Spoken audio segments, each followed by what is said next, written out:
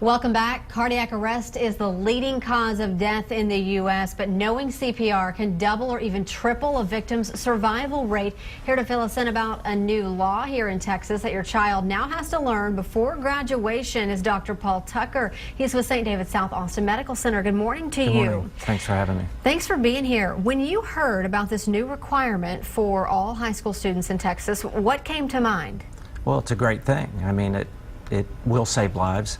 It'll help other kids, you know, who've never done this before and never thought that they could do it. It will give them the confidence to know that they can save lives not only in high school, but as they go forward in their futures. It's going to be a great thing for Texas. Yeah, and could change the game because you think about all these thousands of children learning this young, and then years down the road, they may be able to put it into action. You've got all of these folks walking around able to do CPR. Yeah, the biggest problem when someone goes down and looks like they're having a cardiac arrest is so many people are struck with fear of not knowing what to do, and this will remove that. Once you have a little bit of training and you know what you're doing, and it's not a whole lot of training, it's not difficult, you can save a life. And it'll be really good. How long does it take to do a proper CPR training? I think you could probably get it done in an hour or less. Is it different when you're teaching students or young people as opposed to adults? No, the only difference is if you're an actual health professional or not, but no, it's no different. I mean, obviously if it's a little child it might be a little different, but if they're teenager or above, it's the exact same training as an adult would get.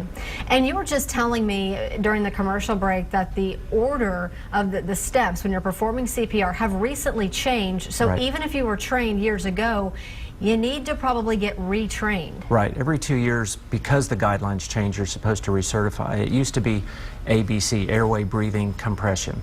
Now it's compression, airway, breathing, or CAB, because all of the most recent studies are showing that the earlier you start compressions, the greater your likelihood of saving that life is. And how important are those seconds when you know somebody is going into cardiac arrest before that person can get to the hospital? Well, it's obviously critical because not only are you possibly saving heart muscle, but more importantly, you're saving the brain.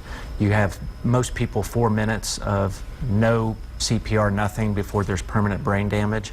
So if you can start the compressions early, because there's already oxygen still in your body, that's why we're putting the airway and the breathing second.